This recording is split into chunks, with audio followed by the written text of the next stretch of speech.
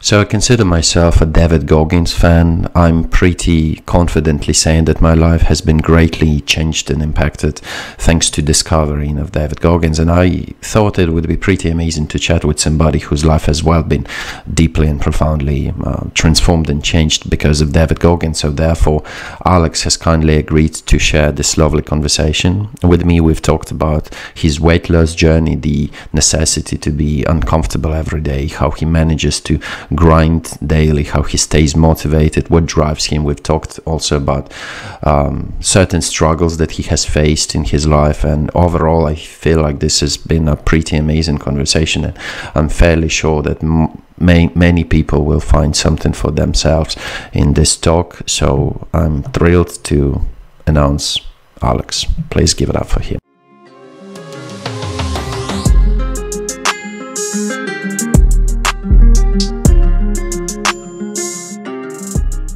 So please continue. You said you kind of were getting closer to make the decision. Yeah. So like, I don't know where you want to start from the recording. Basically, to be honest, yeah, I think we just can take off from where we stopped the conversation. So at some point, I imagine David just got introduced to your life like he did in case with a lot of people, right? A lot of likely-minded people. So if you don't mind telling me a little bit about how you first got introduced to David. I would not be surprised if that was via Joe Rogan. It was. It definitely was. Mm-hmm. Basically, I started, my story was, I wound up at 48 years old, coming back, and I was 345 pounds. Mm. I had, successful in life, relatively successful career, family, child, everything good, but, I lost focus of discipline in my life, mm-hmm. and wound up at 340 pounds. I don't know what, it's been asked, and I've tried to rip through my mind about the exact moment, what was the impetus that started me down. But that was going to be what I asked. Yeah, what do you think brought you on that path? So it was coming on the heels of, we went to Europe as a family vacation. It was my parents' 50th wedding anniversary. Mm. So there were about 13 of us that went, some of my first cousins, and my brother, and all our spouses and children. Had a great trip. I was 340 pounds. I look back at those photos, but we came back from that trip, and something must have clicked. I feel in my head, the story that I write, it's looking at, statues of warriors and soldiers in Rome and Greece, and, I was letting myself down. Mm-hmm. I was not what I was in my youth. Mm-hmm. So I guess that must have clicked something. And I came back from this vacation. My wife actually left with my daughter to bring her to see her grandparents. Mm-hmm. And I went to a hypnotist. Oh, really? And I went to a hypnotist, and I made an appointment to go to see a hypnotist during that period where I was away. I was alone. So I went, and I'm definitely a believer in the power of hypnotherapy. Mm-hmm. I still actually go. Mm-hmm. And I could talk more. Sure, yeah, I'd love to get in that, yeah. So I started down this path, and I started with just dieting. Mm. Just making small changes in my life. The small changes were, I used to drink 2 liters of diet soda every day and a half, mm-hmm. and I would just tell myself, oh, it's water with a few chemicals to mm-hmm. give it taste, but it's just water, it's healthy. Mm-hmm. Or, I'd eat shit food, and I was mm-hmm. treating myself like crap. Mm-hmm. So actually, I left that hypnotherapy session. I met a great hypnotherapist. We clicked. Everything worked. Started down this path of changing little small habits. I changed how I ate. Mm. So instead of, I went to the supermarket and I visited the salad aisle, mm-hmm. The grocery aisle. Which must have been big at that point, right? Yeah, it was a place that I never visited. Were you excited at that point to introduce something totally new to your life? Were you really excited about what was about to come? Did you have this excitement at that point? No. I was just getting to the next day. Just the next day.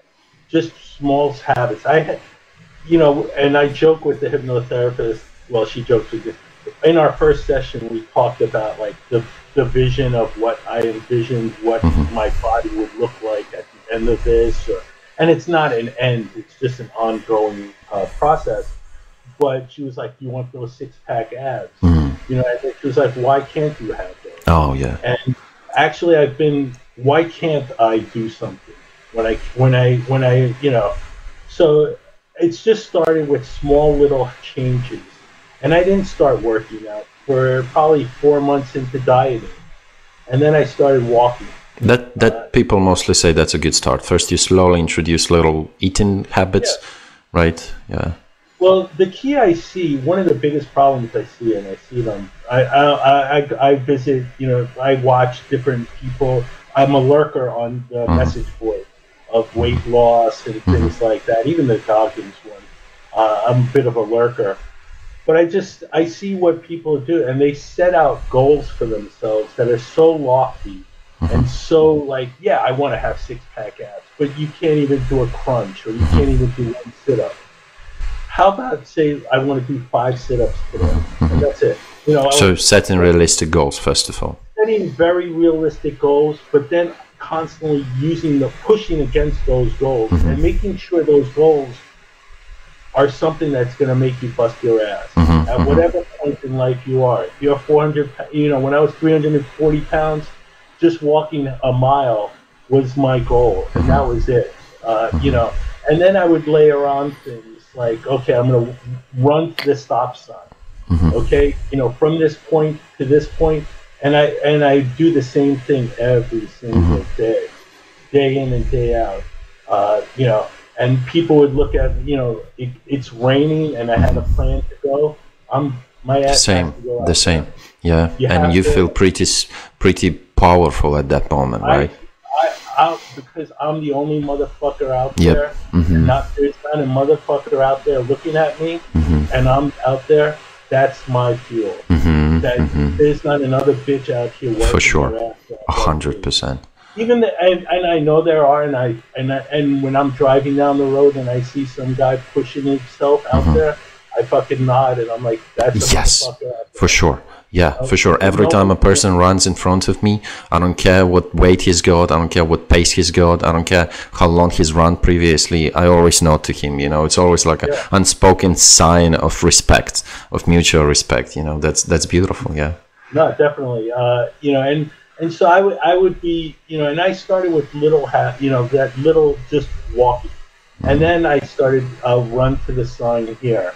And then I 1 mile became 2 miles, 2 miles became 3. And was this slow improvement of your distance or of your pace, was it something that has always been your goal? Have you always known that, it's right at the corner, my next big goal is to go one mile longer or 1 hour longer? Did you always think like that? Or, what I'm talking about? Like, were you really excited about improving the game all the time? Was it really your focus?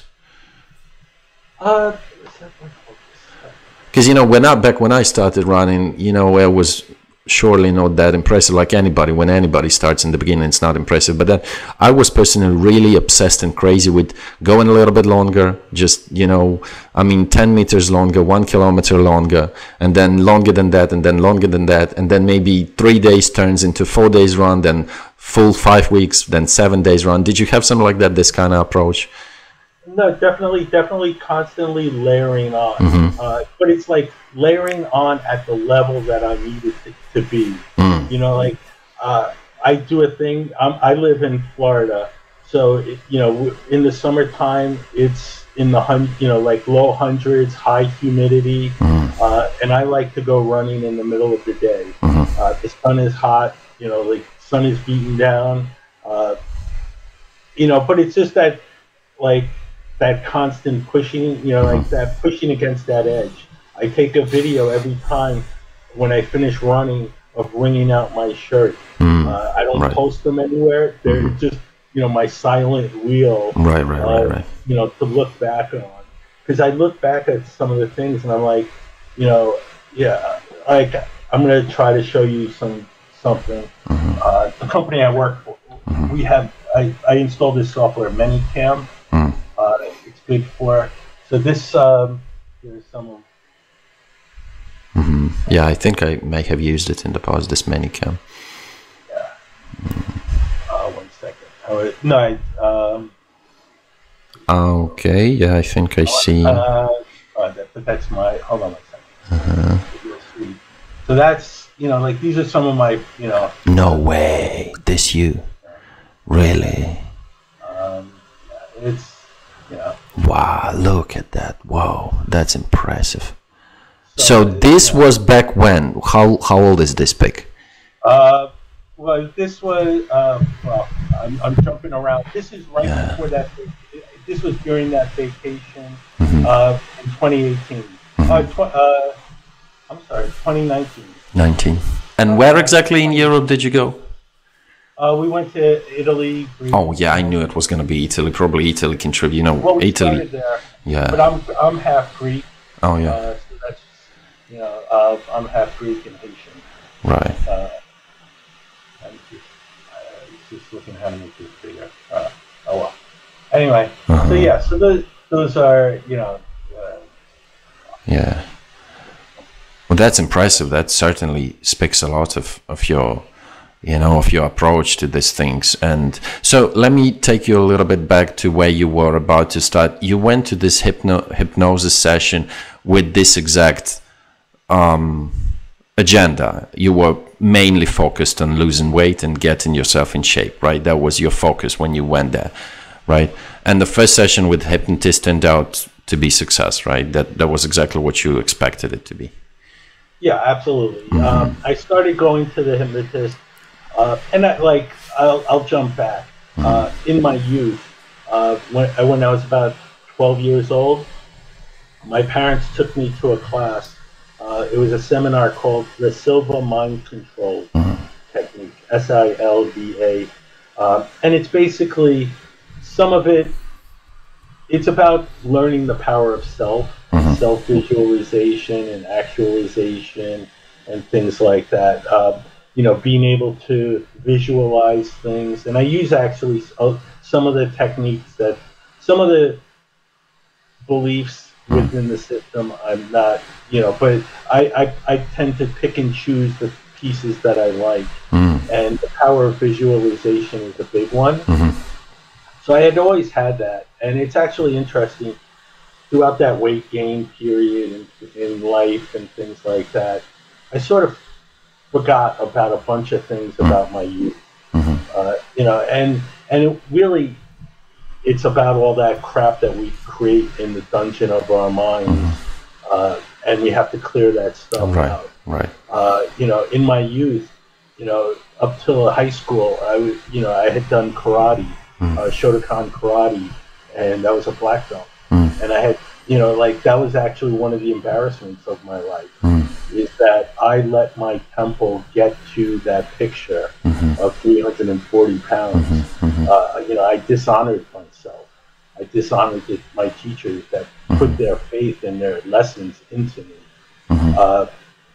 And that's actually something that is much more of a recent discovery in my own head, in that, it's sort of like, as David talks about cleaning out the sewer of your mind, I'm definitely a believer in that. And that, running is the perfect vehicle for that. For sure. I'm in my own head. I do listen to a playlist as I'm running. It's gonna be, I'll go into that afterwards. It's a very unique playlist, because hope it doesn't consist of one song like David has, huh? No, but what I did do is I have my musical tastes are stuck in the mid 80s to mid 90s. That's not a bad period, roughly. So what I've done is I've taken my playlist, my normal playlist, of MP3s, and I ripped them. I split them into 1 minute segments. So a 5 minute song would be 5 little 1 minute segments. And then I took a bunch of the YouTube motivational speeches of David Goggins and a bunch of other people. And you meshed it all. And I've ripped those into 1 minute segments. And then I play that on random. So I'll go from Public Enemy down to, some, Lady Gaga. Right. And then to David Goggins. And then to something else. I can get behind that. I see the point. It does fuel you, right? And what it definitely does, and what that does for me also is, if I get into a headspace that might be, like where I'll be like, you know what, I'll just walk or whatever. I'll just, and then I tell myself, I'm like, motherfucker, your legs aren't hurting. Your knees aren't fucking broken. You're just late. You're just looking for excuses. You're just tired. And then a new song comes on and bam. I had to go into a memory from that time period. It is something that the right voice will come in and say, motherfucker, keep going. Yep. And it's pretty fantastic and almost unbelievable. I think Joe Rogan has often spoken about that, how in moments like that, when you think, your brain thinks that you're about to stop and this is your last meter, your last mile, a certain song kicks in and all of a sudden it's a totally new gear, right? And your body reaches a new level. So that tells us that actually there is some sort of reservoir in your body that has that couple of percent, right, that's preserved somehow, that you do not tap into, because consciously you seem to be always like, preserving yourself for the better, you're securing yourself somehow, but something that happens in your brain when a proper song kicks in, that's beautiful, that's interesting. So now, but then, I keep thinking a lot about this initial point, the initial moment that forces, that makes people drastically, radically take the ownership to change their life. And you say that it wasn't like a momentum, right? It was something that piled up. It was momentum. But it started with the slow roll. It started with the slow diet. It started with, it started with these challenges. It started with, I was doing the walking, and then I started running, and then actually right around the time when I was about 220 pounds, 230 pounds, I came across David, the Joe Rogan show. The very first episode when he went on. Yeah, that was the first time I came across, hearing about David Goggins and stuff like that. And then I got the audio book, and I burned through the audio book, and it's, made its, the message and the impact was, just slow and consistent. Yeah, you wouldn't believe it, right? You wouldn't believe when you hear it first time. Kind of what I, just kept adding and adding, and then putting more challenges, doing the 4x4 challenge. That's crazy. You've done that. This will be my third year. Last year and the prior year, I did the 5x5 by 48, just because it was a joke with one of my friends who lives in a very mountainous area, and I live in a very flat area. So that was my, to make it up, since I had an easier time. So now this year, one of my run paths that I like to do is 5.5 miles or 6.5 miles. Yeah. So I'll do either one of those paths for this year's run. Which is pretty close, if I'm not mistaken. It's supposed to be what? It's right at the corner, right? Yeah, I do it like the first weekend in March. I know that this year, I think other people, because his schedule is off, he's doing it separate.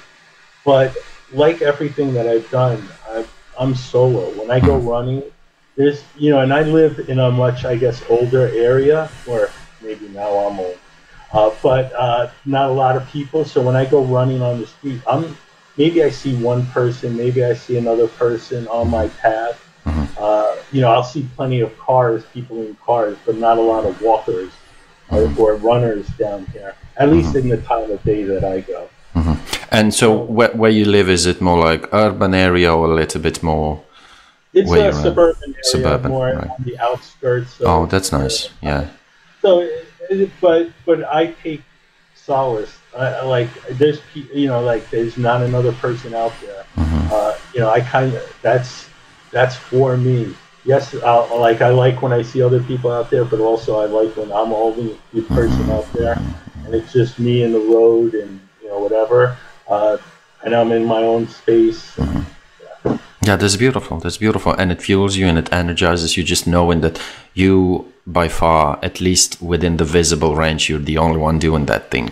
But it's interesting. So let me ask you a question. Why do you think some people like you do get pumped up from a feeling like that, knowing that you're the only one doing something wild like that, and others consider it illogical, irrational, pointless, rather stupid? What do you think is the difference that pretty much separates guys with these two different mindsets? If you had to, it's a tricky one, but yeah, I'm sure you've thought about something like that, right? What do you think? What do you think is one thing that separates those and you?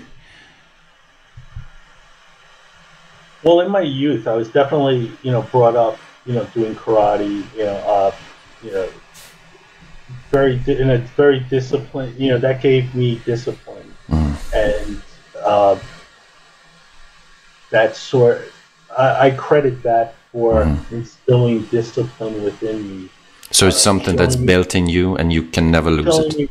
Showing me what can be done when you apply discipline. By just the sheer act of doing it over and over definitely helps in seeing that aspect. And it's interesting because I would imagine you being brought into karate was not your choice, as I would imagine must have been by your parents, probably, right? Yeah. So it almost it feels like it's almost an element of, you know, like you don't really choose it. So it's like almost random, whether you could have been brought into it or not. And you probably feel somehow lucky, right, for being put into something like this. I was definitely lucky. I'll share with you a video afterwards. I'll give you a video of the teacher that I had, so you can see the type of school. It was a very interesting karate school. Definitely, it was, you know, definitely would be a canceled thing today. Really? People, it was not like a soft school, but it definitely, but it wasn't tough for just the sake of, you know, to instill torture, but it taught lessons, and those, invaluable to this. I feel like a lot of things that would be cancelled now can be of a great benefit to a lot of people, and it's rather pity that currently we, bordering with always this risk and probability of being politically incorrect or cancelled or something like that. Yeah, that's just the reality. That's just reality. That's interesting. That's interesting.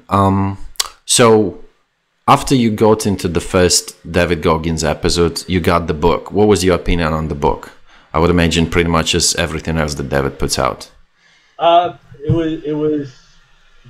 This is a message that everybody should hear. It was definitely it reminded me definitely of that video that I'll send you of the school that I grew up in. So it almost reawoken that within me. That's part of my own self-talk that I say that that definitely reawoken the discipline within. Which of those techniques presented in the books do you implement in your life? Because he does recommend a bunch of things such as accountability mirror, right, and cookie jar. Do you practice anything like that? No, absolutely. I don't have a physical mirror, in my house with notes or whatever. But I use myself as the mirror. I would look at myself. It's funny, when I was 340 pounds, I would avoid looking in mirrors. The apartment that I lived in, at the time, when you come down the elevator, was a big mirror. And I realized that afterwards. Once I, now I, in my joke, I'm looking at myself and I'm like, listen, you made this motherfucker. When I look at myself in the mirror, and now I catch myself looking at myself in the mirror. And that must have been really tough for you, not to be able to look in the mirror. Like, there's always this part of you that you avoided. was that self-loathing. It was that part of me that got me to 340 pounds. For myself, and it was definitely, besides just accountability, I think we have, different things that pollute our minds. For me, it was going through a divorce. It was going, dealing with infertility issues as a male. Not being able to, like have offspring easily. Dealing with these things, having to have, surgery, on my testes, and then it not working out. Was a failure. Dealing with these failures knocked me down and got, put a little, got, Yeah, for clouded, sure. For sure. in my mind. It gets people, for sure. It gets men. I dealt with life by, I put myself into work, and I had a good career and solid work, and, successful that way. But I was neglectful of myself, and, those things in my mind, divorce, infertility, dealing with those things, that baggage, knowing the type of person I was, that led to the divorce. The divorce, was my both parts equally bad. But I was a shitty person at that time. I look back at the type of person I was, how I acted in different ways. That's my fuel now, that I, constantly evaluating then and now, and saying, okay, I'm a person that can look at myself in the mirror and say, I'm an honorable, good person. I'm a good father, good husband, those sort of things.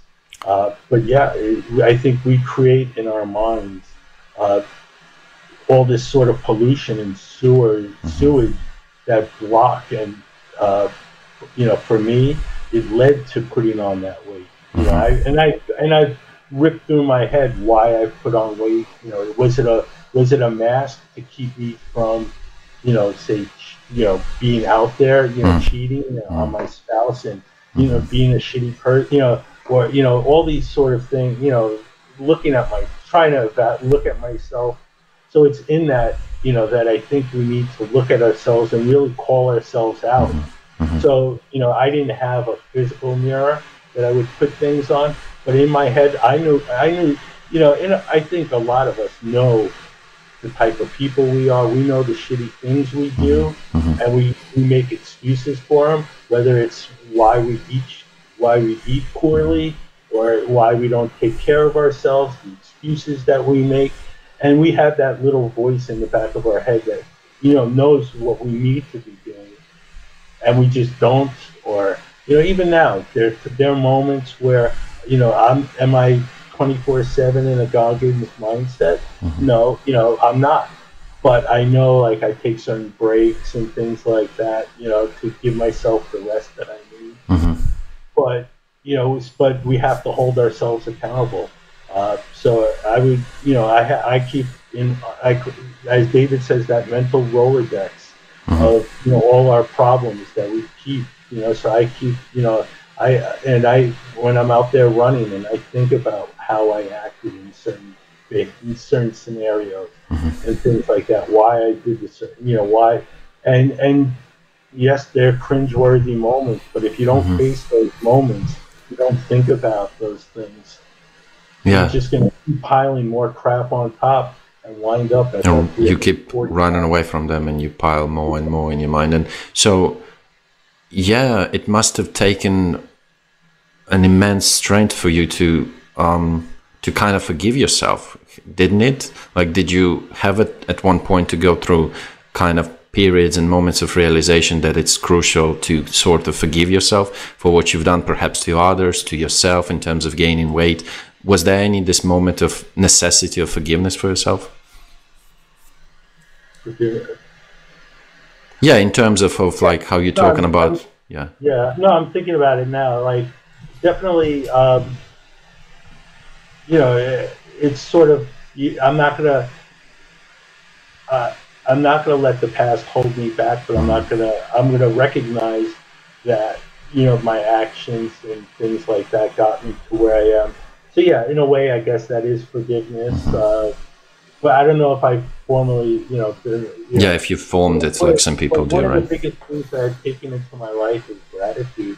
When I'm out there, I've created certain habits. One of the things that, one of the things that, brought me to posting on Reddit and things like that, was to, start talking about these like little habits and little rituals that we create, or at least I know I create. And so originally I reached out looking for people for a podcast because I wanted to do something with people on the road to, who have acquired a discipline or who are on the road to discipline, and that little micro habits. Like I say, like there's certain mantras I say to myself, when I go to pee in the morning, or every time I got into a habit, especially during my weight loss phase where I was really trying to lose weight. I would weigh myself every time I went to the bathroom. And I would play a little mental game with myself to guess my weight, knowing how much water I drank, how much food I've intaked, and how much I've expelled prior. And, the game would be, how can I get, within like 0.5. And, it would just be, but I think that playing that little game every day made me aware what I put into my body has, actual real world results. Right. Those sort of connections. Another thing, gratitude. I say gratitude, sort of prayer, if you will. Every time I finish my run, and I thank certain things in my life and people who have been there in the past and present and in the future. So I do that, and I. Also in the, and I say that same little gratitude prayer in the middle of the run when I'm feeling like shit. And then I say, I'll say to myself, at the end of the run, this is why, I put myself through that shit. Right. That's what you're here for. Thankfully I'm blessed, like I said, that I live in South Florida. And I have a pool in my backyard, and I get to jump in it after every single run. So, even when that water is 50 degrees in December and January, I'll go in it and I say my gratitude prayer and I jump in and get out, and I stay, and I'll and I'll make a little habit, stay 10 more seconds in the water than last time, when it's cold and it feels like shit. Yeah. I started taking cold showers, and then I or in the beginning I started taking a hot shower, and then I would finish it off with a cold shower.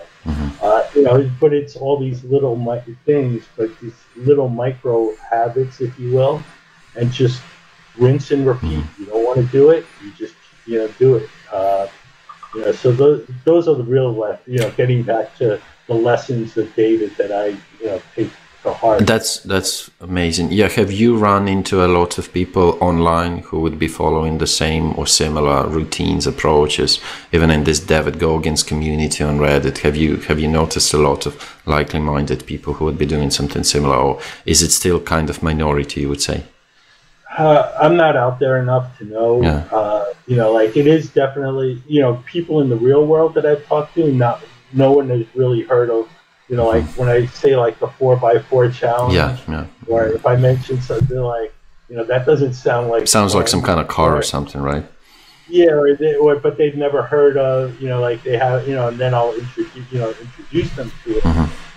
But yeah, I haven't, just the people that I know who I've made aware of, David.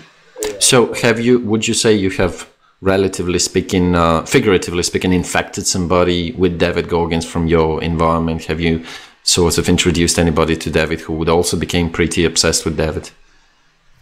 Yeah, I've definitely introduced people to David. I think, unfortunately, they set off very hot like lofty goals Mm. that they never followed through with and continued with. Like what would that be, for example? Like too long to run into? Say, from going from a sedentary lifestyle to trying to run, and then, being injured or sore, and then taking the next 2 weeks off, and then sort of it peters out and dies out from there. Too radical on both ends of the spectrum, right? Either all in or all out. Yeah, and I think that's where, that's the biggest mistake that I see people, make, is that they set out these lofty goals, and you really want to be, it's great to have the overall arching goal, but then to create these little mini arcs that you can, along the way, like really set your sights on, and, for me, I was thinking as you were talking, one of the, blessings, if you will, of COVID and working from home is that isolation. Because you were asking about, have I infected anybody else? Part of, my, I didn't refer to COVID, obviously, right? No, Just to make it clear. No, most definitely. But no, I definitely joke that I've been infected. There was a song, "Infected with a Poison," chemical, years back. But I'm definitely infected with that poison, and I'm glad to be.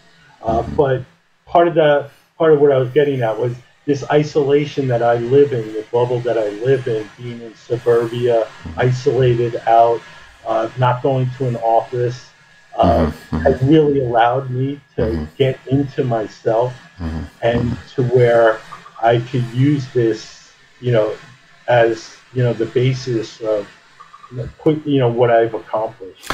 Yeah, there is this poem by Bukowski when he goes, the poem, it goes like, what is it? If you're going to try, go all the way. Have you heard about that poem? Have you ever read it? By Charles Bukowski. No, Yeah, it's a good one. It's a short and good one. I think you're going to like it. And it says, there's one line where he says, isolation is the gift. That's what he says, that isolation could pretty much with proper attitude towards can be used as an advantage to definitely as a tool of your self-development. So that's a good one. That's a good one. Yeah, so not a lot of people around you who would be on that same level of obsession, right? And you consider that to your benefit, right? That it actually fuels you and gives you advantage. For my benefit. Yeah. Part of one of my recent problems, if you will, is realizing that I'm on my path and other people around me who might not be as disciplined are on their path. And I can hold myself accountable, but I shouldn't push that onto others if you want a happy marriage. Yeah, obviously, sure.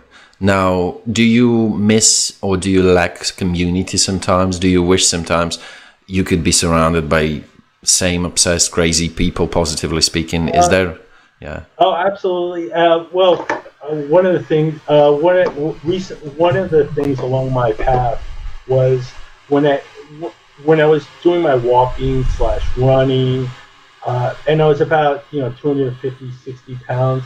I would be taking my daughter to ballet, and we passed a jiu-jitsu academy. Every time I would drop her off, I would pass the jiu-jitsu academy, which was just a few doors down from where she was. And I had promised myself that when I got to a certain weight that I was going to put the gi back on and get back to the mat. I've done, Shotokan karate in my youth, and with that, we also did judo, not as the primary, but as a secondary, because our instructor believed in being multidisciplined. So I definitely had talked to myself saying that I would get back to the mat, and I did start going to jiu-jitsu, and I definitely loved the people there and the camaraderie and the school. Was it Eddie Bravo's school, perhaps? You know who Eddie is? No, yeah, I do know. No, it's a Henzo Gracie Academy. Oh, right. Yeah. In Weston, Florida. Definitely a great group of teachers and students alike. And there was one teacher there that he had been doing jiu-jitsu from his youth, like I was doing. Probably actually, I started actually when I was 4 years old, 5 years old, doing Taekwondo. And then our teacher moved. But he had started, I think, in his teens or early, like, 10, about 10, 12 years old. And he was about 25 years old, and he was a black belt. And I was, and he was a warrior. He was a guy who worked on himself, went inside the academy, outside the academy, and he would train, and he would put his pictures up on Instagram, and I used him as a source of statue right. Of what a warrior is. And I get choked up now, like that's what I should have been. So that was like this sense of sort of a missed opportunity at some point, right? Absolutely. Not to beat myself up over. I had other opportunities and other successes, but to know what could have been. So that actually had an impact on me, right. Seeing him young. So you ran into him after all those years, right? And you still saw that he lived up to what he was. No. I'm sorry. No, this is a brand new account. So I'm jumping all over in the story. So he's just a teacher that I had met back in 2019, I believe. Probably 2018, before COVID. The years are starting to mash up together. Yeah. So I trained there for about a year before COVID, unfortunately. And then COVID came, and then the schools were closed. Right. COVID came back. I used that time to increase the running that I would do and things like that. I definitely missed the camaraderie of being on the mats and seeing everyone there. My joints felt better because that was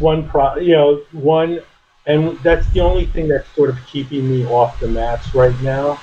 Is I definitely, not to be injured, but I would be so sore that I couldn't run or do some of the other things that I want to do.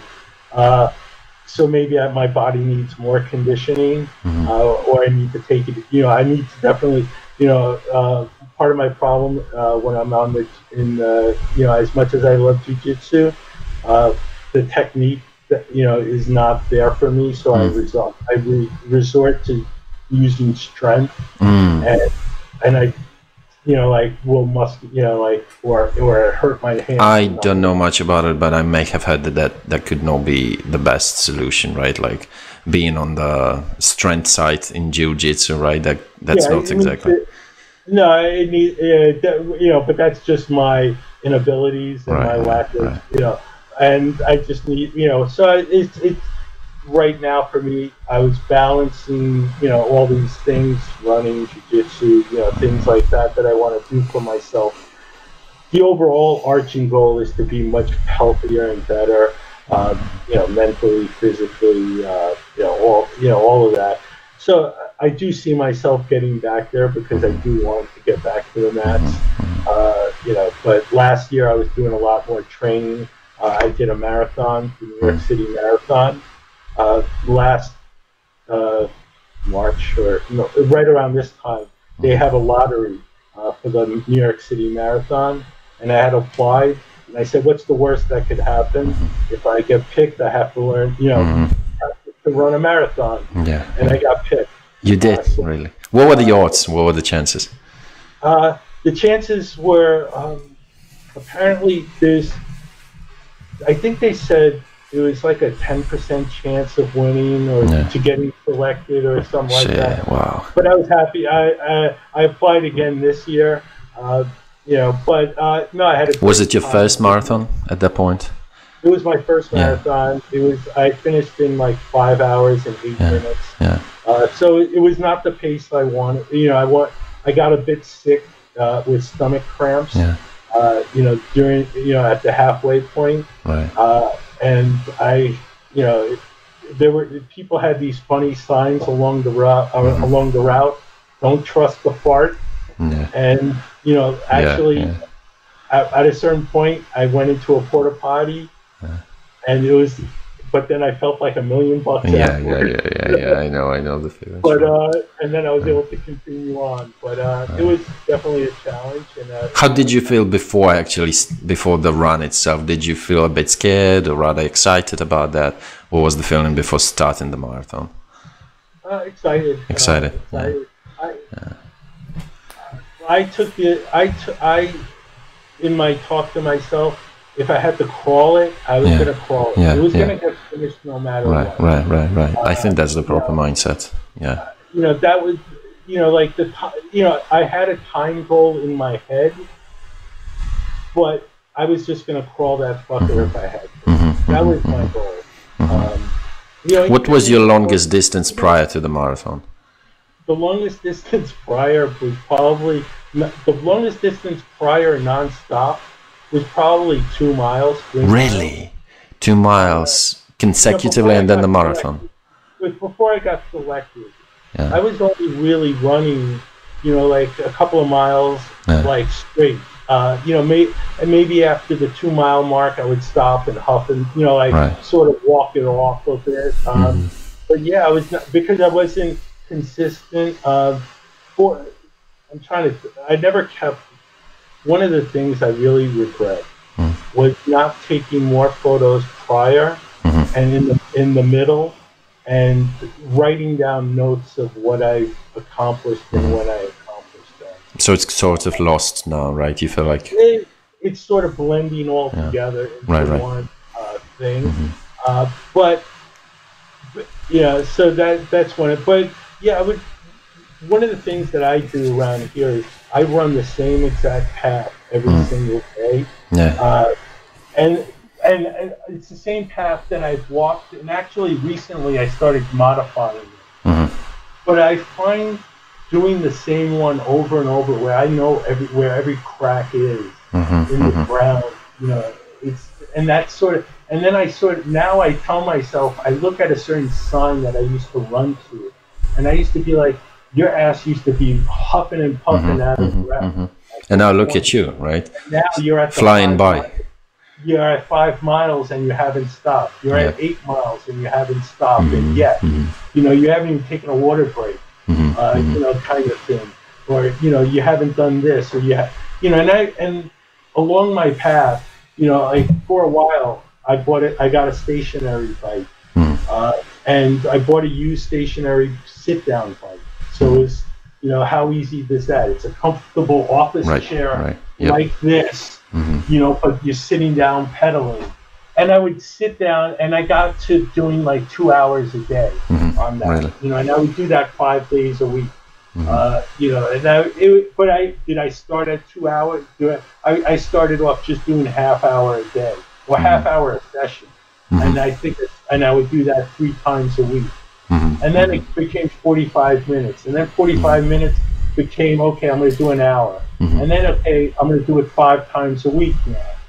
And then I said, you know what, let me see if I could do an hour and a half. Yeah, that's exactly what I was talking about. Always this gamified approach, right? When each time you're curious whether you can push it a little bit further, a little bit longer, right? I think that's a really important aspect to this whole thing. Definitely. It's funny because in the beginning, and I know a lot of the, you know, like I'm in software development, and I know a lot of the programs like Strava, or, you know, where it's a social experience. I avoided those things. But I avoided those things in the beginning the same way that I avoided my weight, you know, like my weight gain, all the things that I should be doing. I avoided it because, one, it put my information out there on blast. It told people, Alex is a lazy motherfucker. He hasn't gone running in 3 days. Do they really have this kind of reminders? No, I would get, this is a realization about myself after the fact, why I didn't like that. Now, actually, I use these programs, and I use it for fuel, actually, now, because I have a 78-year-old uncle who every morning, when I look down on his Strava and I see that he did 5 miles and it's 20 degrees out, he did it at a 16-minute pace, but he did it. So I'm like, if Uncle Dominic could do it, why the fuck can't I? So you do have some kind of beasts like that, right? No, now. But in the beginning, it was almost a sense of embarrassment of where I got myself to. Yeah, so sure. That's where I retreated within, like, say, the solitude of my neighborhood, where no one else is around, where, you know, I can be isolated. I go into my garage, and when I walk in there, I say, "Welcome to the dungeon." Every time I walk in there, you've got like a little gym in the garage. Yeah, well, it's just where I keep my bicycle. Yeah. Right. I ride, one of the things I do when I ride my bicycle, and I didn't do it in the beginning. I wear a sauna suit.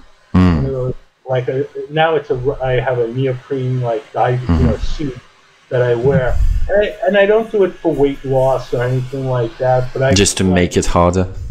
Make it harder, make it hotter. So when it's and I'll drop 8-10 pounds a day when I do this sort of thing. But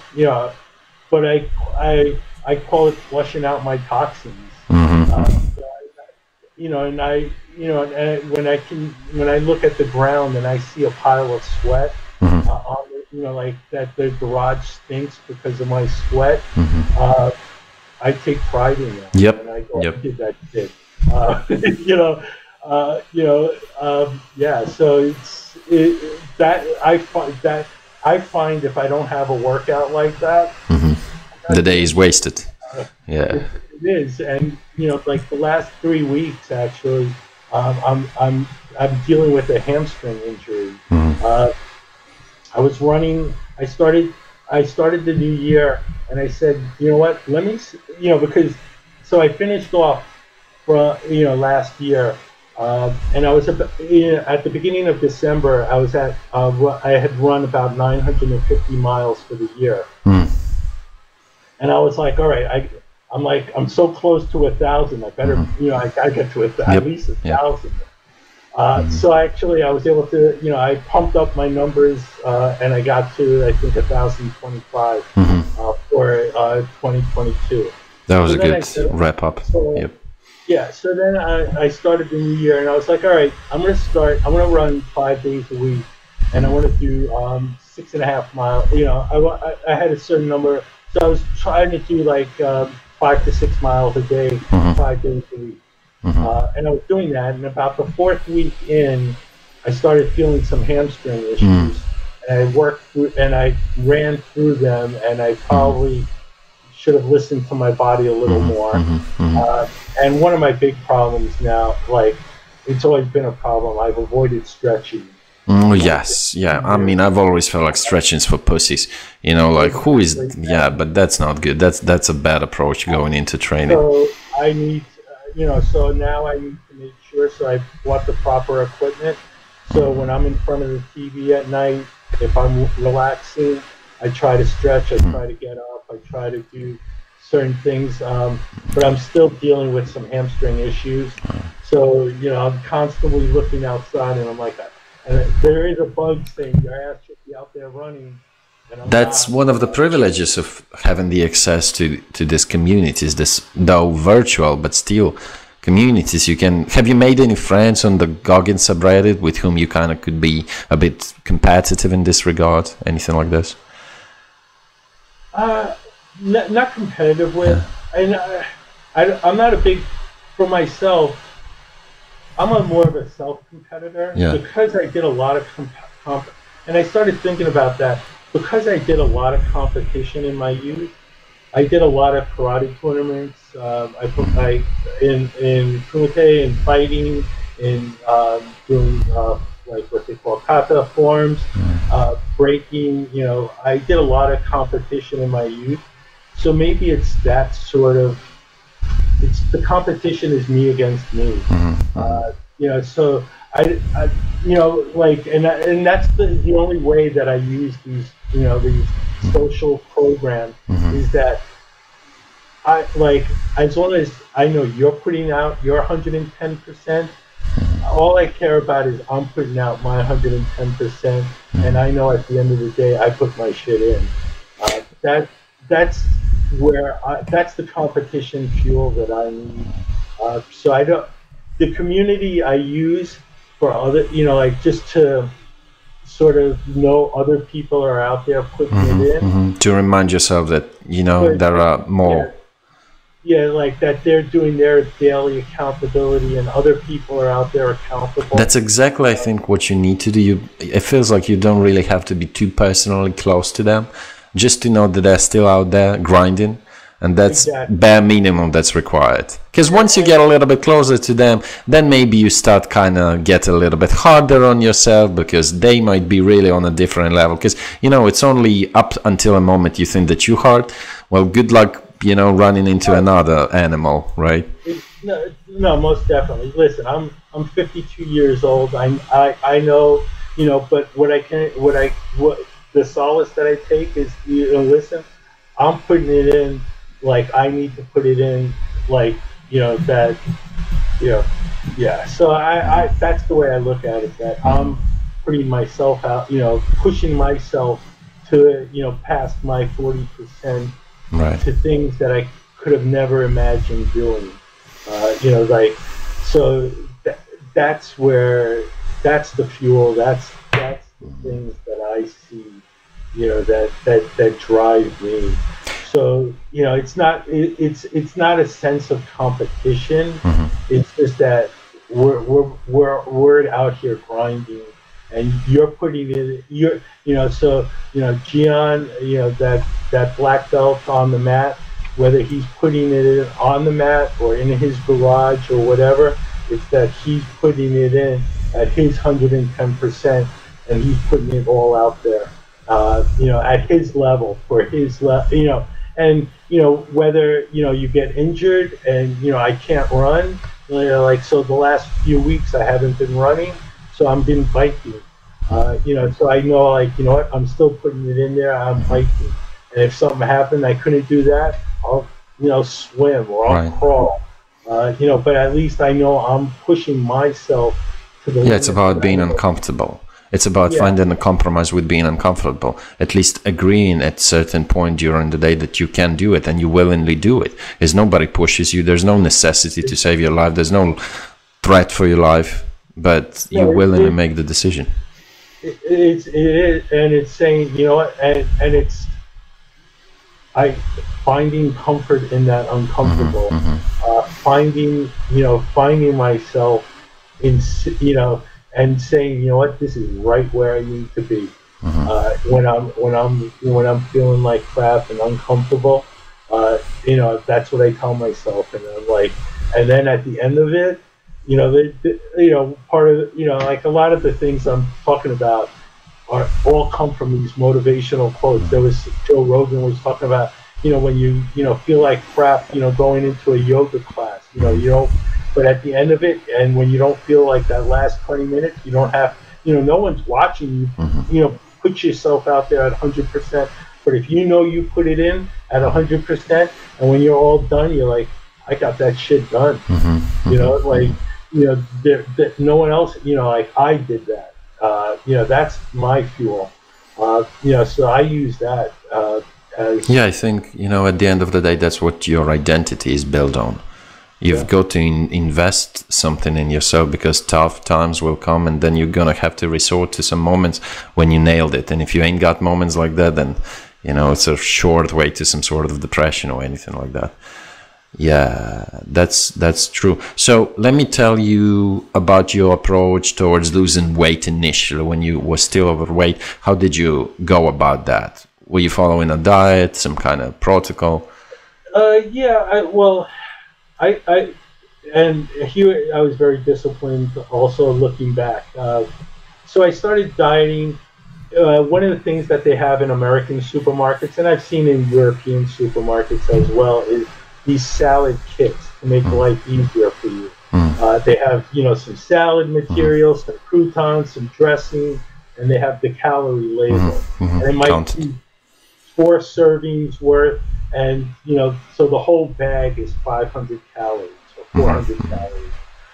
So I would have a bag for lunch and a bag for dinner. And That was that's it. all. So I became, and I would throw maybe, a little bit of protein in there as well. Maybe. Pretty much vegan. Would I be right when you said that only salads? In the beginning, no. I definitely changed my diet from being a fast food, processed foods were big in my diet in the past. So in the beginning, I just became very strict. I was eating 3 meals a day, but in the morning I would have like a little Greek, a little yogurt. I might put some blueberries in there. But I was I wasn't sticking to a certain calorie count, but I was trying to change those habits from shitty habits of eating carbohydrates and breads to trying to cut carbohydrates out and processed foods out. So I just started with just having yogurt, like a Greek yogurt with some fruit for breakfast, salad with a little protein for lunch, and a salad with a little protein for dinner. Protein shakes, you mean, or any other sources? No, just like a little chicken or a fish added to the salad. So I did this for probably a year. But I would be very disciplined. If we went to a family member's house, I brought my salad kit with me. I would zero cheat day. Trying to stick with. Also a big thing was drinking water instead of some bullshit, right? Sodas, diet soda. I was big on diet sodas. So a big thing. I took my weight at 300 pounds, 300 and some pounds, 40, whatever, and I took that in half, and that's the number of ounces I would try to force myself to drink daily. So I was peeing, I'd wake up 10 times a night peeing. That way, sure. I'd be every 20 minutes going to the bathroom peeing. And just sticking to that, so in the layering on of, say, exercise, and exercise was not really even in the point at this point. It was just diet, but the same approach of sort of like that of challenging myself physically, it started there, challenging myself dietarily by taking out those foods, or taking out removing the sugars from my diet, removing desserts, removing fast food. So then I would say for a while I was just eating salads. Then I started to do. I learned about intermittent fasting. So then I started to incorporate intermittent fasting. How long would you go fasting, and how many days, how many hours? So it was a 16 hours. Every day. I left. I had originally. I think it might have been a 9 or a 10 hour window of eating. So my. Have you ever done 24 hours? Excuse me. Have you ever done 24 hours fasting? No, I have never. No. Yeah. Okay, so it was like 8 hours eating, and then the rest. 8 hours eating, the rest resting, and then I clamped that down to 6 hours. And then I for a while now I have it back at about 7 hours. It all depends. So you still practice it? Yeah, I still to some degree. I have incorporated more carbohydrates in my diet and things like that. Maybe I'm making excuses for myself. I up the number of. It is indeed really hard to keep your, sanity being completely carb free for years. I mean, it feels like. And David Goggins talks about people talking about balance and stuff like that. And I'm all for balance, but like he says, sometimes you have to be off balance. Sometimes, for sure. So definitely, I've taken that approach to myself. In that, like, say, dietarily, I was so unbalanced the wrong way that, I need to recalibrate myself. Yeah, well, it's like that. Who was that? Oscar Wilde, who said some phrase that moderation in everything, including moderation, right? So that means that sometimes you got to go off the rails a little bit. Exactly. So, you know, and I've taken that to, you know, for myself physically and things like that. And it's nothing that my body can't handle and things like that. And is there more that I could do? Is there more I could push myself? Absolutely. But I'm enjoying pushing myself to the limit. And that's where I think we have to do is you have to find enjoyment to the, you know, I could break off more and do more, and maybe I'll be, you know, a lot more, you know. So it's finding that, you know, with the formula that works for you, the balance. But joy seems to be a tricky term for that, especially when you push yourself daily. I think even David himself says that he still hates running with whole his heart, right? He still says that it sucks a lot to him, right? I think he said it multiple times. That so it's interesting. Like, I mean, there's something, you know, when people say, in my opinion, yeah. Sorry to interrupt. Like, no, definitely, I've gotten to points where I feel like, you know, and I'll joke with I have a lot of talk with myself like a crazy person, and I'm like, oh, today's gonna suck, you know, and then, you know, but then when I'm halfway through, I'm like, I'm glad I'm here, you know. So, it's just different type of joy, right?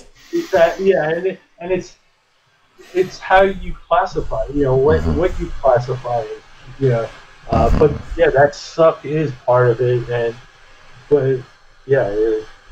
So now, during that initial period when you were slowly, gradually easing into weight loss, working on building a proper habits, what would you highlight as your hardest moments? There must have been a couple of moments when you came pretty close to falling off the track.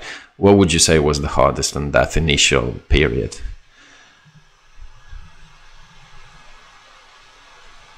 I have to say,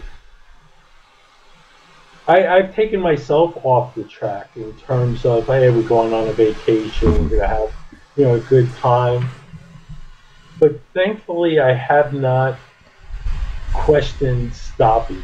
You know, I haven't questioned pushing myself. So yeah, so even when you had those temporary breaks, you always knew that you were going to return. Yeah, and those. Like, even when I'm, like, I say, like, when I treat myself with a dessert or whatever, I'm like, you're paying for this tomorrow. You know, this is, you know, this doesn't come for free, sort of thing. So, you know, but it's, you know, I joke with myself that I've padlocked myself into enjoying this suck. Maybe that's the trick. It out. You know, one of the things I like to do is I'll take some CBD. You know, it's legal here in the United States. You know, and I'll take something like, you know, some CBD edible and go for a run. Really? And you know, like, actually, those are the most enjoyable ones. Really? Yeah. How does it affect you in terms of how do they hit you? Is it noticeable on the run? I don't know if it's that, or if it's more my runner's high, or you know. But so, like I said, I told you about my crazy playlist where I play, you know, and I listen to Goggins and you know, some of the things I have on there, I have, you know, audio of my daughter singing certain songs when she was 3 years old. So really something that has emotional feedback to you, right? I have a friend of mine, you know, who a dear friend that passed away about 12 years ago. Her voicemail message to me. Yes, I was just gonna bring the voice messages too. You know, like I edited it out so it just, you know, just has like a nice short little 12-second piece. But, you know, she's calling to check up on us because there was an explosion that happened in my neighborhood, you know, about 14 years ago. So she was calling to check up on my wife and myself, make sure we were okay. So it feels like you kind of owe to those people who've passed away, right? You kind of owe them to live their life to the fullest. Absolutely, and that she's part of my gratitude prayer every single day. You know, so I think, you know, one of the keys for myself was creating all these little micro habits, these little micro things that I do every day, that I say to myself, like one of my mantras, I say to, and it comes from hypnotherapy, a phrase: losing weight and feeling great. Losing weight and feeling great. Yeah, sounds catchy. So so every time when I go to urinate, as I'm urinating, I'm repeating a certain, that mantra to myself, or and I have another one, that about who I am, and I, different role models, I'm not, I've never told another, and I'll say it, over and over, and so when I'm on a run, I'll just say it over and over and over in my head, not for long stretches, but just, so if there's a point in time where I start feeling like I might slow down or whatever, I use it as a reminder, and I say, I am the, descendant of 1,000, warriors. And that's part, something really empowering, right? Something that really gets you. So I say it, and it's etched into my, I tried to count how many times I say it a day, really? Even on a non-workout day. And I'll say it probably, 50 times. Just on a non-workout day, just at little different times where I need to remind myself that I need to be a better person, that I need to, hold my tongue, that I need to think before I speak, ask myself, why am I saying something? Am I saying it out of anger, or am I, in that, and one of the things that, like I had talked, the hypnotherapist had talked to me about was, once you attack one problem in your life, you're going to notice you start attacking other problems in your life. How I was as a person, how I behaved with my spouse, how I talk to my child, different things like that, how I interact with my, how other people see me, things like that. That's one thing I wanted to work on. Different things, how I take care of myself financially. Am I doing the best things for myself and my family? Am I making the best decisions? Things like that. So, yes, you start looking at certain things, say physically or that you're working on these things, but then it starts to, from that, it starts to manifest itself into other things. Am I making sure I'm the best husband? Am I being, the most present for my daughter? That sort of thing. So it's in looking at all these things. Because it feels like it's almost impossible to achieve a lot in one area of your life, but then completely neglect and mistreat another. It feels like shame. You can't be you probably can be an outstanding sportsman, but a terrible father, right? But then what is the point of it all, right? Right. Well, I started to think, I turned 50 years old a year and a half ago. You start evaluating your life, your career. I'm sort of on the downswing of, say, my career. How many more years do I see myself actually working? And then you start thinking, what's winning in life? Is it, going out there and, screwing all sorts of people, but having no family? Is it, or no connection with people? Is it, what is winning?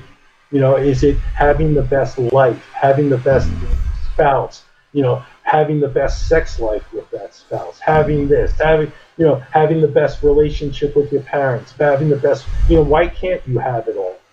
So working on those things. Do you really think that, like, it's going to sound a little bit of a cliche, but do you think it's true what they say that materialistic tends to wane compared to something spiritual on the deathbed, literally speaking? So it's not what kind of fortunes you've made and what properties you've bought, right? But connection with people and what parts of their lives you've played. Do you think that really is?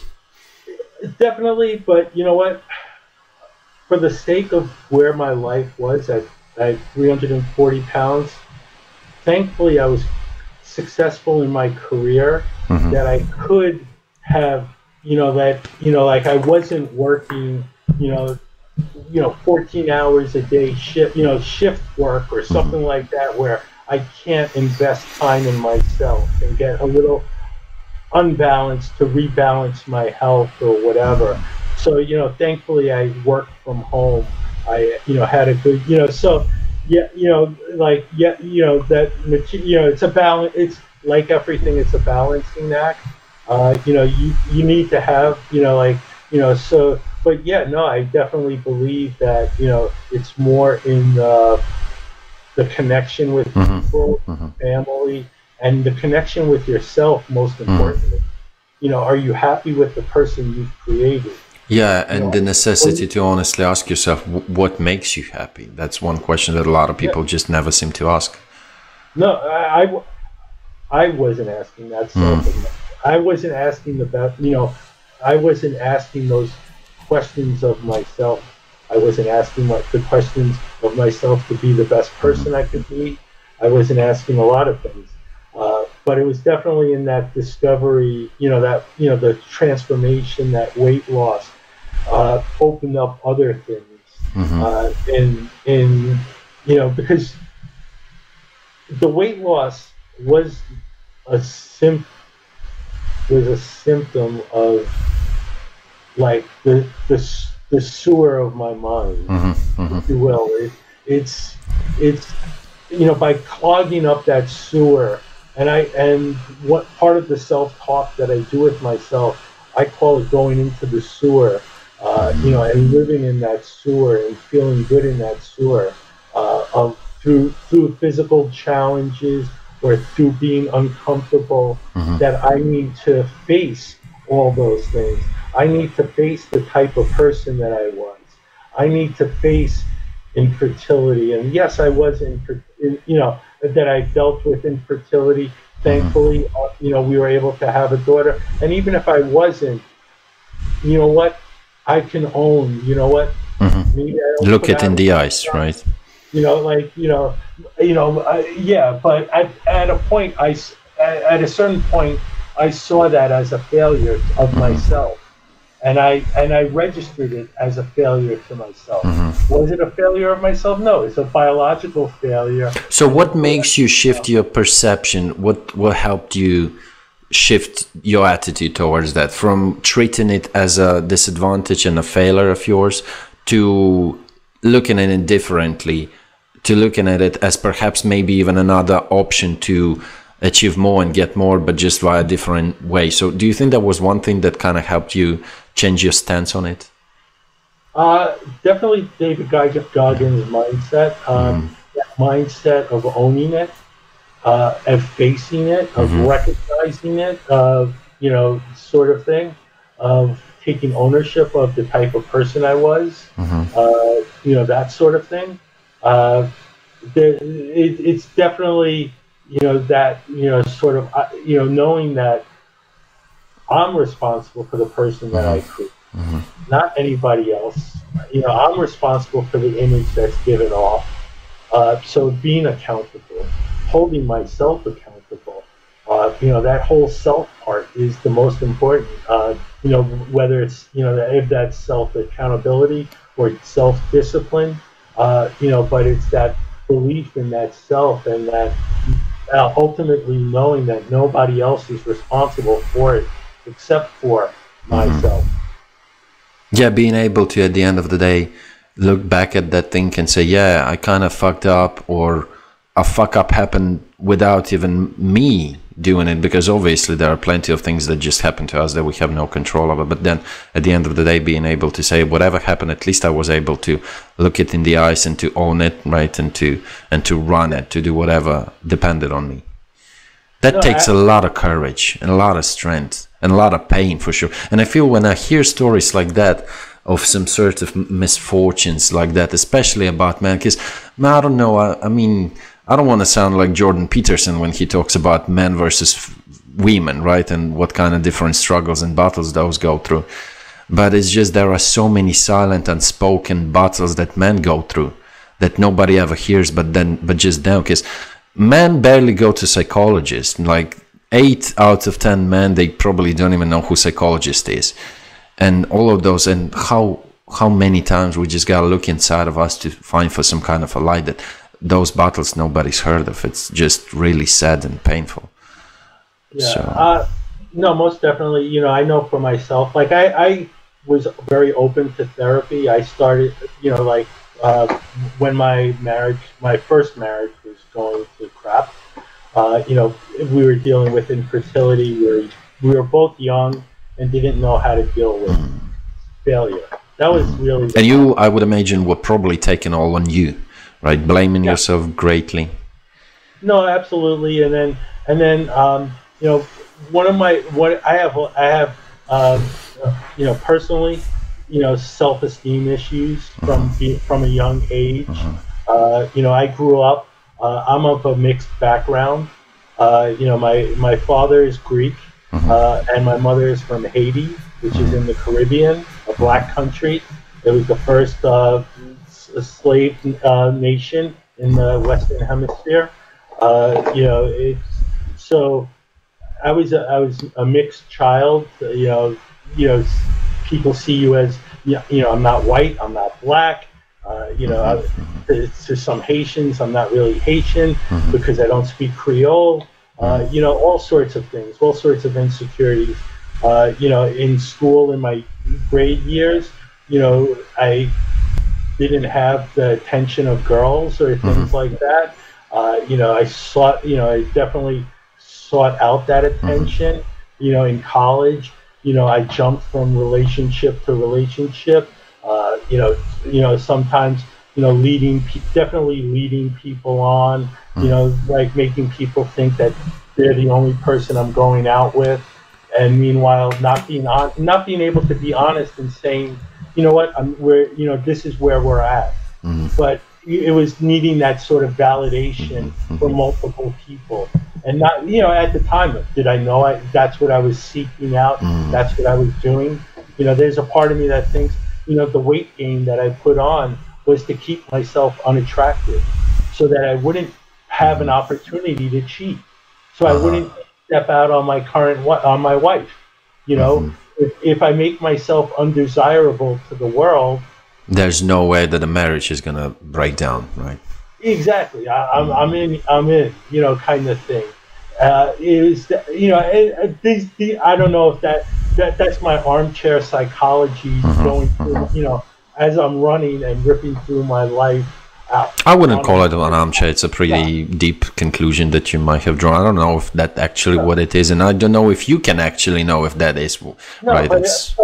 But I definitely know that I sought out that attention.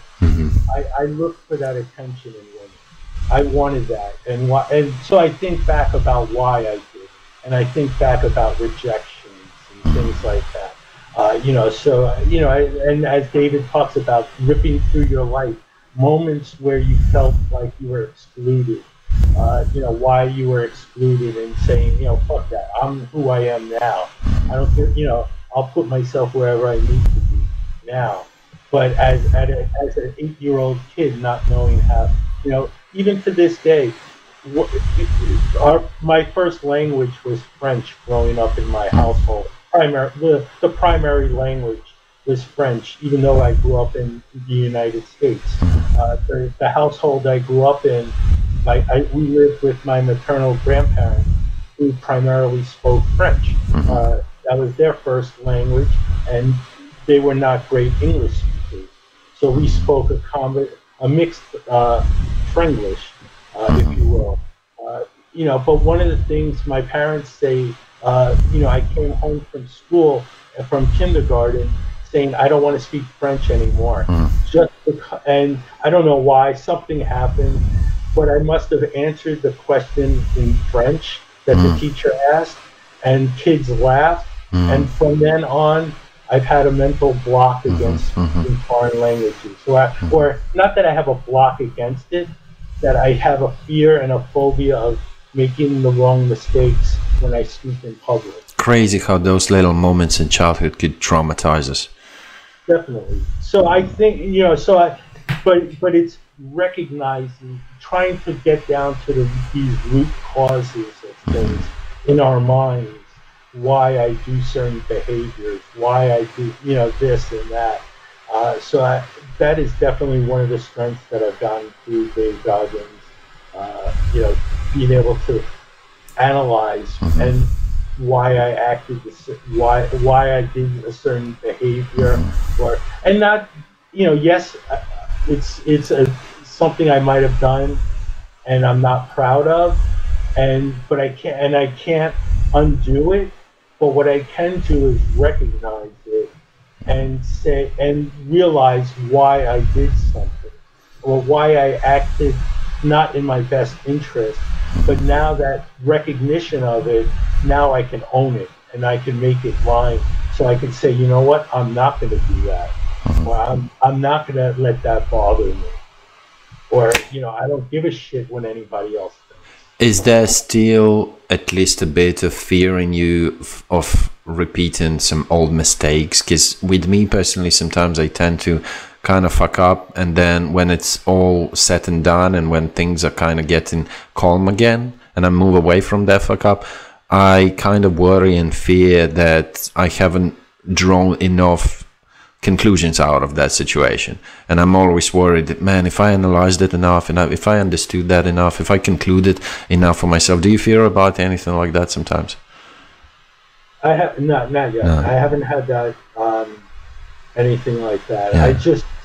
It's just more about pushing forward, and just adding on a little more to my plate, and one of the evolutionary parts of this whole process have been actually really recently dealing with more of emotional, spousal issues, where my wife was like, "You've changed so much," or because one of the things I've started to recently is to change how I want to talk. I don't want to use certain negative words. I don't want to, and I noticed this in certain, around me, if you will, people who talk with what I perceive as negative, vibes, if you will. Like certain mindsets, right? Certain mindsets that I don't click with, that I don't want to encourage. Like something criticizing sometimes. Yeah, well, no, I think we know where it's avoiding that criticism, and I feel like it's okay to be critical. If it's for the sake of improvement, if it's for the sake of tearing something down, I don't think it should be critical. So that's where, when I answer things now, I try to take a break and think, why am I answering this way? Does it need to be said now? Is now the most appropriate time to say something? Or, that sort of thing. But where I'm sort of rambling. No, it's fine. I think I follow. But yeah, so that's been a bit of a challenge, so dealing with those sort of, recently dealing with, oh, you've changed so much. And I want to just change how we talk, how we use, certain words, where certain things, enjoy what we have instead of complaining about something, right? Why complain about, if you're not going to change it, don't complain about it. If so it's those sort of things. Like, unless you're gonna make change, so it's dealing with those sort of things with others that I find challenging recently. There seems to be always this fine line between sticking to your guns and also compromising with other people, because you see, there's always this sort of battle. And I don't really know how to go about that sometimes, because you want to be loyal to yourself, and you also want to understand that other people, man, it's other universes. Good luck changing yourself sometimes, getting into somebody else's mind. crazy, you know, barely doable. No, definitely. And that's where, you know, it's, you know, there's that the serenity player. Give me the power to change myself, and you know, to like tolerate others or recognize that others are not there. There's some prayer like that. Yeah, I think I know what you're talking about. They call it the serenity prayer. Yeah, something. Yeah, I know what you're talking about. But Right. yeah, so it's, but so I've learned to be strict with try to be strict with myself, tolerant of others, as Marcus Aurelius says. Are you into Jocko Willink? Perhaps been following his podcast? I don't follow his podcast. I definitely follow his. There's some other great YouTubers that have made these motivational, Fuel Motivation, Mulligan Brothers. There's a few of them set to music and the right, you know, like clips of audio. So I listen to that. I call it. I reprogram my brain with that. You know that. You know, for so long I was listening to. Well, I wasn't listening to anything. So I was listening to static, if you will. So I wasn't hearing any proper messages. So I used that as fuel for my messages. You know, to sort of use that to reprogram myself. So I go so far as I listen to it when I'm on my bike. You know, I'll listen to those compilation clips of, you know, like the most poignant moments. You know, so I hear them echoing in my head all the time. Yep. But I find great power in that, actually. I'd rather listen to that than some TikTok crap. Oh yeah, for sure. My mind.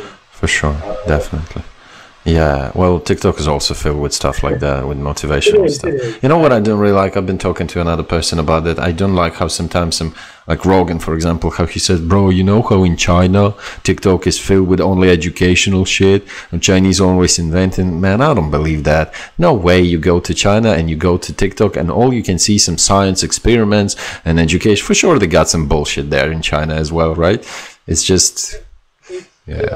No, most definitely. I think, you know, I see that, you know, I have a 13-year-old daughter, so I see that sort of, I see that addiction even within myself. You know, there's plenty of times I'm hitting reload or I'm on Reddit, you know. It's crazy. It's a rabbit hole. It can be, and I'm like, and then I have to say, why am I doing, you know, so I try to, you know, I'll try to apply those, you know, that sort of, and am I the strongest person in that way, in that regard, to be able to stop myself? No, I'm not. You know, but, you know, I'm a work in progress. You know, Rome wasn't built in a day, but it got built. Yes, I am having trouble sometimes reminding myself that I am a work in progress. I'm not a complete project, right? I'm a project in progress, and it's not been finished yet. And sometimes it's just, you know, so many men go hard on themselves just because they got no other option. You got to go hard on yourself if you want to mean something, if you want to achieve something, if you want to be somebody, at least in your own eyes. And I'm just struggling sometimes reminding myself for all the things that I haven't yet finished and done and achieved. It's hard to keep the track sometimes. But we got to try, you know, we got to do our best to try. Now, so what do you think now to change the topic and to put it in a little bit different direction? What would be perhaps, if any, one piece of criticism that you would have regarding Goggins? One maybe, you know, an aspect of his which you perhaps do not quite get behind yet, or maybe something. Because, you know, I'll be honest with you, I was checking some Reddit, kind of, you know, superficially checking it. I mean, maybe that's not the thing to discuss on YouTube, but there was some talks about him not being a good father, or a message on Reddit about something like that. I've seen those. I've seen that of him as a person or whatever. We all have faults. We all are human. The way, exactly like you said in there, Charles, you know, about, you know, like, I feel like messages are not to be all bought into 100% in one person. Do I have, my message is the message that works for me. I'm going to steal from everybody who has pieces that I like. For David Goggins, the message that he's putting out there in the world is about pushing yourself. It's not about being a father. He's not setting himself as the epitome of what like so his whatever his issues are with that, that's on him, and those are his cross. That's like his cross for him to bear, and that's in the sewer of his mind. But I'll steal everything else that he wants to, in terms of information and message, in terms of pushing myself. So I don't see that as a criticism of him. I see that as he's an obtainable person, and he has no magic formula. He's just as fucked up as I am in just a slightly different way, but he can push himself in this way. And you know what? Maybe and maybe the way I push myself, say in terms of how I work, or my like in terms of other things, he might not push himself, sort of thing. So we each have our own things, but we can call ourselves, and his messages of accountability, his messages of pushing yourself. I'll gladly take those from him any day, or from anybody else who's serving that. So it's like, you just pick whatever works for you, and you exclude everything absolutely. else. So I think that's the way life has to be approached. There's this. Yeah, but there's always this inclination towards, some kind of radicalism when you find an idol like that. That's why probably I'm not particularly religious, but there's this thing in the Bible not to create idols for yourself, because people do tend to buy everything completely, right? Oh, if he's this, that means he's got to be perfect in everything, right? Oh, absolutely. And one of the things my parents had instilled in us, we were brought up Catholic, Roman Catholic, religious, but we were also taught, we also did not do our religious education on the normal timeline of normal children. My parents wanted us to know at communion age. We did our communion when most people do their confirmation at 13 years old, because my parents wanted us to be adults, to have the enough awareness so that we weren't just inculcated in a religion. Or we didn't just buy into something because someone told us a story about something. So I'm not very religious in terms of, say, formal religion. I am spiritual. I have gratitude and things like that. But I was always brought up to take pieces from different things. So you take your lessons, you take the lesson from the person, but you don't take the person in as an idol. So it's about like the outcome almost rather than the doer. Right. Yeah, I was brought up with, a lot of teachers in my life. My dad was a school teacher. My grandmother was a professor. Whether, different senseis I've had throughout my life or whatever, I've been very blessed and had great teachers. So I guess the lesson I was always taught was, different things from different people, that I've taken. So I've never bought. So I don't look at, criticisms when people have criticisms of Jordan Peterson or of, a David Goggins or this or that. Like Goggins said, you can go into anybody's closet and you can find, shit that they've done. It again takes a lot of maturity and courage and strength from us, not public people, not on the spectrum of popularity, to actually kind of pick and choose what we really want to intake, what we need to take from those people. So yeah, it takes a lot of maturity. I feel like it takes some maturity. But it takes recognition. I think you're right. I think. But I think it's a valuable skill because you go down the road of one person too long. Either you're going to be very disappointed when you find out certain things about them, or whatever. But this way, you know what? I'm buying David Goggins' message for what it is, and that's all. And you know what? It's a lifesaver. And you know, I always say, you know, if I did not start down this path with hypnotherapy and continue down this path, I'd have my first heart attack by 52. I'm sure. Yeah, that's a common scenario, realistically speaking, right?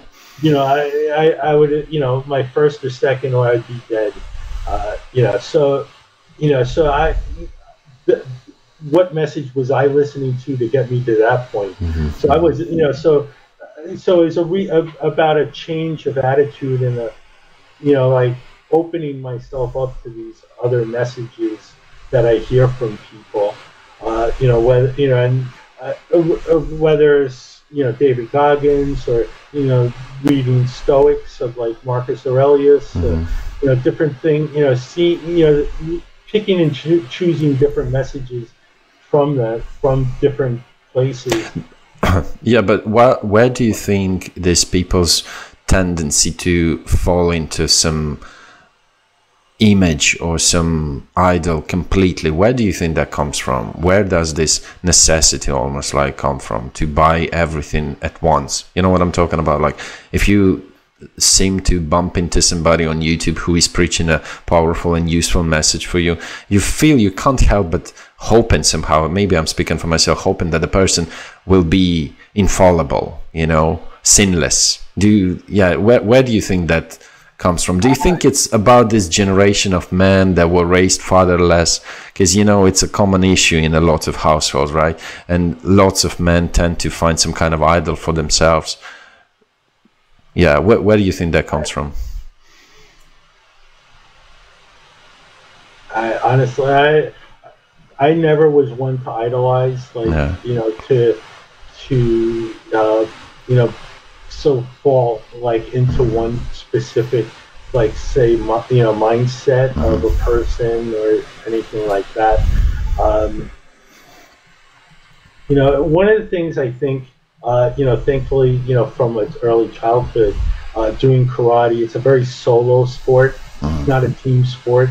You know, so you learn that about your, you know, what, you know, your effort and your outcome and things like that. You know, like, you learn that relationship, that, you know, the outcome is only proportional to your, you know, the input that you're putting into it. You know, if you're not going to practice, if you're not going to do this, don't expect a great outcome. You know, sort of thing. You know, so that, you know, I don't know much about idol, you know, that falling into idol, you know, like worship, because I've never been that, you know, like, so, you know, like that person. I feel like it's a prerogative of sort of this generation of young men. I have not been noticing much of that from girls, from women, you know, but it must say something about the current, how rapidly technology is giving us access to discover a lot of people, and it's just something that I've been thinking about a lot. I think it's partly the topic of that book, Fight Club, and the movie. You might have seen it, right? At least something that they bring into it. But it's a worth of some attention. Well, listen, I don't mean to stretch your time anymore. I think I promised you some time that it wouldn't take longer than an hour, but we've had nothing but a lovely conversation. At least I have. Hopefully I've not been too misunderstood with my questions. You know, sometimes I'm playing with them. Honestly, I didn't even, you know, I didn't realize we were going to be taking an interview. Really, for myself, I'm not used to this sort of format, even talking about myself or things like that. So, you know, this is the first time I've ever done it. Oh, yeah. Well, you've done great. You've done great. Sure. I feel like I could be a little more on message. I know I ramble a bit. Oh, that's fine. That's fine. That's exactly how our thoughts fluctuate and flow. You know, that's how we think. But one of the things I started this new year with thinking about doing was a podcast on something similar to what you are doing, but more of like, maybe what you're doing, like this more interview style. And I have to watch, you know, check your station. But I wanted to give stories of people who have found motivation and how they found their motivation. And, so you would like to interview somebody like that, right? Yeah, or because I thought about it would be good for, also people to interview people who are starting to get to that awakening point, who are say 20, 30%, who are about like beyond that initial point of stagnation, who have started their trip, who have gone maybe say 3 months, who have done like say, who have set goals for them, like these mini goals, and have achieved them. And then what we need? We need realness. That's what we really need. Real stories.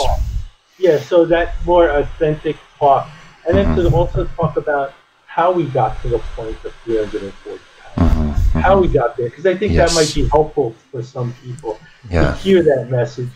Because there were points in my life where like I thought the only way out of this was surgery, this or that, or and then maybe I would diet a little bit and then have some small like accomplishment and then fall back on the path, fall back to eating crappy food or whatever, but now I'm more in control of myself. So about giving those sort of stories and things like that. There's always this ongoing, never-ending need from listeners to hear to hear something like that. That's what changed your life. That's what changed my life. Those stories, right? Stories play a huge part. They matter greatly. So I think producing stories like that is nice. Yeah, like I'm a software developer by trade. Like that's what I do. So it's a sedentary lifestyle. I'm sitting all day.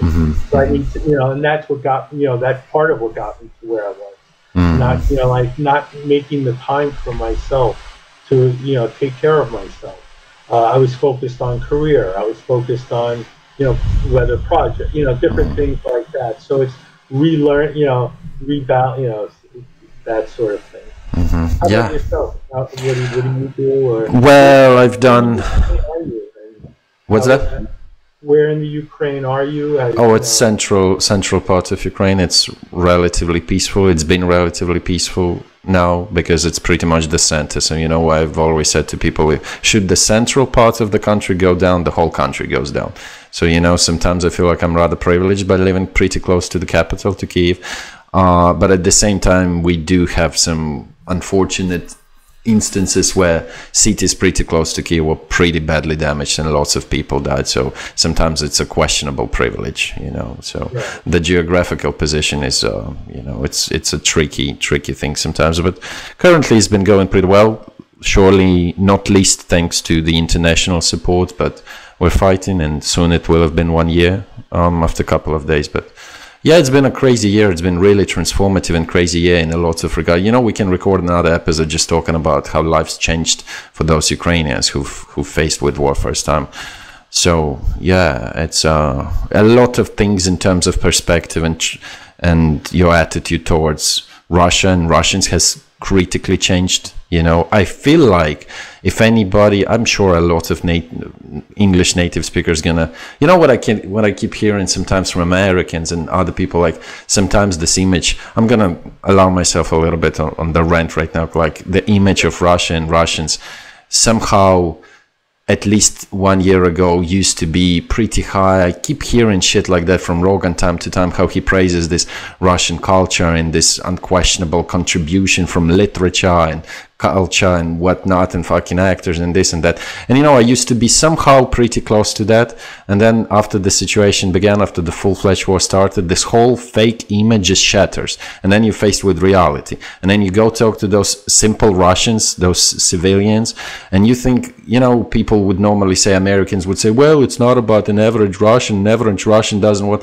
It's not like that. It's completely not like that. Those average Russians, they are pretty much in alignment with their government, majority of them. And this minority that doesn't seem to agree, they're either complacent and don't do nothing, or they just go to another country, and which I would have done in that place. I've been saying that for this year. Had I been in Russia, I would have moved. I would not, like, morally, I would never have allowed myself to live in a country that seriously thinks that it's okay to invade another territory and kill and rape and mutilate the people just for the sake of expanding the territories. Because what is even the point of expanding territories? Like, look at this European countries that are relatively small and the quality of their lives is still way better than in Russia. So expanded the territories is pointless, especially with this price.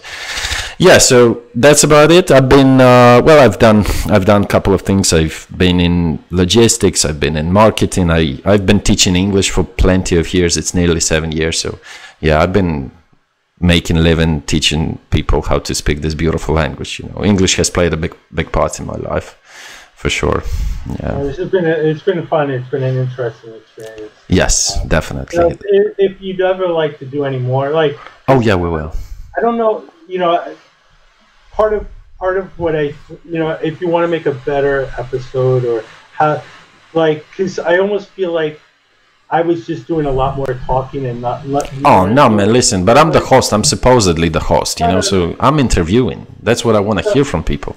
Yeah, no, but also, like, I've never, like, I know I'm not looking, I have multiple monitors and I'm a programmer, and I'm looking all over the place. I need to be more focused when I... Listen, let's not go ahead too much. You know, my laptop is pretty old. I may press the stop button, and let's just pray to all digital gods that this thing is saved. You know, this thing may not get saved, But if you ever wanted to, like, sort of, like, you know, because also part of the thing, I think to do a good interview, you need to know a little backstory before we record.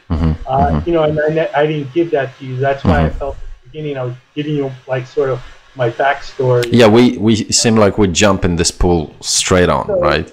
Yeah, so I like, you know, if you ever wanted to, you know, because part of what I've been trying to do is also refine my story, you know, because, you know, like, I know I'm, you know, so. In how I speak and how I thought, you know, about my, you know, yeah. So it's been a no, but it's real. You know, because like I said, you know, I normally sit behind the computer.